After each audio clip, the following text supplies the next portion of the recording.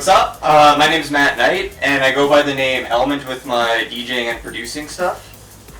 This is my setup here. I like to use Logic Pro to make music, and I like to switch between Rekordbox and Serato for mixing. I've been doing it since about 2011, starting off with a lot of metal and rock-related stuff in terms of mixing and recording. And then as time went on, I kind of delved more into the production side of electronic music, and I ended up liking it the most. I still like to do a bit of rock and metal and other, kind of indie stuff if the opportunity ever pops up, but I definitely like to stick to this sort of stuff primarily because it's arguably my favorite. So this is my setup. So I use an Akai Mini, MPK Mini to do all of my MIDI related stuff. It's kind of a small MIDI controller, but I think it does the job that I need because I don't need a full range necessarily all at once. They have octaves up and down for if you need to switch between the high and low MIDIs. And then there's the 8 pads, which is all I really need necessarily because I'm not much of a piano performer anyways, it's more just for ease's sake. And my interface up here is an Avid M-Box 3. I've had it for about 6 years now and I've got pretty much no complaints about it. The preamps are a little shitty on it, but other than that I've had no issues whatsoever. Because the preamps are shitty, I use this voice processor here that I ended up actually getting from my job because they were out of commission, they were broken, so I fixed it up. And I've been using it ever since. Gives me a little bit of problems here and there, but it makes my microphone inputs and my recording inputs sound amazing. It's got a super nice warmth to it. There's a bunch of parameters, an EQ, an expander and compressor, a de-esser, and then just general analog warmth to it. So I like to use that in all my recording chains. I also have this DBX 286A, which I don't use it very often because it's kind of got a bit of a dead sound, but occasionally if I'm recording guitars or something, it's kind of nice to use. And it's nice to have the different variety in case, you're recording multiple things, you kind of want to have them use a different kind of sound to them so it's not too repetitive and doesn't stack up. I do all of my producing through my MacBook. Because of that, it's kind of annoying that I can only have one display connected to it, hence why I have this one connected to my PC. But it's kind of been useful to have a PC on a different input anyway, so it doesn't get in the way of things. Yeah, that's pretty much the big stuff right there. Headphones, got some Beyerdynamics DT990 Pros. I feel like they're one of the better low to mid-end mastering headphones and mixing headphones because they're very true to the sound. They're not perfect from the price point, which is relatively low, but it's been doing a really good job for me. Same thing goes for these Tannoy Reveal 502 monitors that I've been using. They honestly are some of the best mid-grade monitors I've ever heard. We use them at work all the time because that's just how good they are, and that's at a professional broadcasting facility. The only downside to them is that the bass does roll off pretty high up, but I have a subwoofer connected over there, 12 inches, just to kind of balance out the low end. And I've found them to be really, really helpful in making sure my mixes are clean and all that.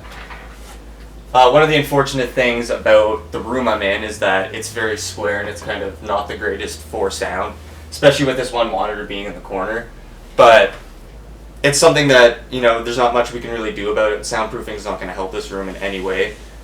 So I just kind of deal with it in the best way I can. If I ever do get some weird frequency stuff going on, I'll just switch over to my headphones anyways.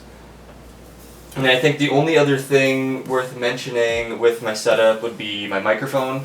I've got an AKG C414 XL2, which is a little bit over the top for what I need, but I decided to get it a few years ago because you can use it for pretty much anything. Like, it doesn't matter what you're recording, whether you need it to be hi-fi or lo-fi or live or just sampling or whatever. There's so many options with it and it sounds almost perfect every time. So I felt that rather than getting a bunch of different microphones and having to kind of switch between them all the time, I'll just get one that always does the job for me. And I'm very happy with the setup. It's not the biggest, especially in terms of the hardware with like the MIDI controllers. I don't have like a launch pad or anything like that, but I don't think it's something that I really need for what I'm doing. So producing music, I've always I mean, this is kind of cliche to say. Everyone's always into music. Like, everyone's like, oh my god, music is my life. It's like, well, yeah. But I've always been very interested in it ever since I was very young. And I wanted to do something audio related when I went back to school after graduating high school. So out of school, I decided to go to a place down in Calgary called APRA, the Academy of Production and Recording Arts, down at the beach. They taught us pretty much everything you need to know about the fundamentals of audio and audio recording. And I decided with that I really enjoyed it more than I thought I would. It's one of those things that's kind of hard to get fully employed with right out of the box. Like, it's very freelance, you need to do a lot of shit and get a good name for yourself to kind of make it first. So I didn't feel like that was a great thing for me to just finish on, so I decided to go back to school for broadcast engineering after that at SAIT, the BXST program. And from there, I learned more in depth about how this stuff works rather than what it does, how to fix it, which has been very nice, and just more things about acoustics and electronics and all of that stuff all together. So between the two schools that I went to, I feel like I got a good grasp of it, and it made me enjoy it that much more. Basically, to go back to the question, I really liked it because I liked the concept of being able to record your own music, and because I was in bands and all that, I always wanted to be able to do that. So I tried to learn myself. It's very difficult at first. It's got a bit of a learning curve. I decided to go back to school to really elevate that. And then I decided to start DJing just because I wanted a medium to be able to play my music out to people. Who inspires me currently? That's a tough question. There's always people coming and going, and like the repertoire of people who inspire me is always growing and growing and growing, obviously. But I'm always gonna go back every time to the same producer who's been my favorite for the past, I want to say 7-8 years, a guy by the name of Culprit. He has just been amazing ever since I first heard him. He throws out every kind of music, crazy experimental stuff, heavy bass music, a lot of drum and bass, which is my favorite. And then he also has some like kind of like Pink Floyd-y sounding electronic but rocky experimental stuff, which is just amazing. My favorite album of all time of his, Deliverance, is something that I use pretty much always as a reference for people for what my favorite album and what my favorite song is, which on that is the song Yin, which people don't like to listen to all the way through because it's 9 minutes, but what are you gonna do? It really shows off his production skills. So right now, I have been talking about my Gaussian EP, which I've been working on for probably about a year now, because I'm lazy and I never finish it. I'm about 2/3 of the way done it, I want to say. I've finished 2 songs completely. I've got 1 song that's almost finished, and then another song that's about halfway. So I just need to finish off those last 2, remix them, make sure that they're all sounding consistent, master them to make sure it's all good levels and all that, and then I'll throw that out. And I'm really excited for that because it's definitely been the best work that I've done to this point. And I listen to my own music all the time in the car just because it's like, you know, it's what I like the best, and I feel like that sort of accomplishment with I make it. And then plus it also gives you a lot of time to re-listen and like tweak little things here and there. So I'm going to be finishing up that Gaussian EP and putting it out, which I'm super excited for. And then I have a remix coming out for our friends over at MOB for their song Clutch, which I'm super stoked for. It'll be a bit of a heavy halftime jam, kind of Alex Perez, Ivy Lab inspired. And then other than that, I have a mid-tempo remix for a classic RuneScape song coming out. So I'm really excited for that one as well because a lot of people are kind of shocked when I tell them that it's a RuneScape remix. But I love that game, so you gotta do it. I think that's about all in terms of the projects I've got now. And then just mixes. I'm gonna make a promo mix for my Gaussian EP when it comes out, and it'll have probably, I want to say, 9 or 10 of my songs in it. So I'm excited to finally get a mix with all of my tunes out there. Awesome. I wish I got into RuneScape when everybody else was playing it. It's never too late. It's still play it.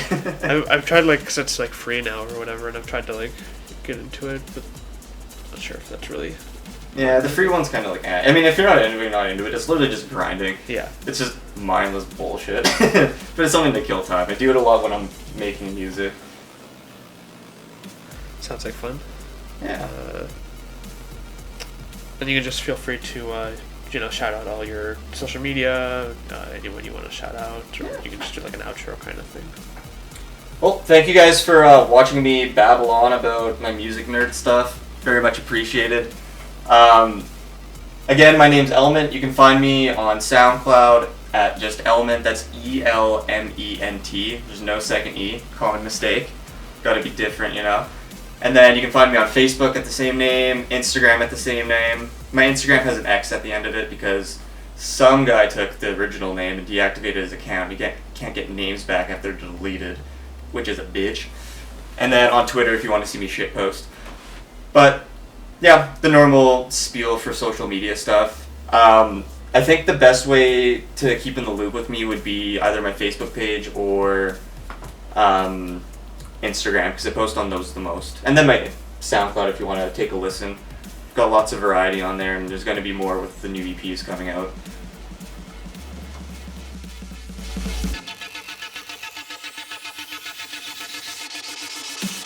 Hey, what is up guys? Thank you very much for watching this new episode of YYC Cribs. I want to thank everyone for the positive reception the previous episodes have received. It really means a lot to me and I look forward to making more of these videos in the future. Don't forget to check out Matt's pages. You can find him on soundcloud.com/element. That's ELMENT.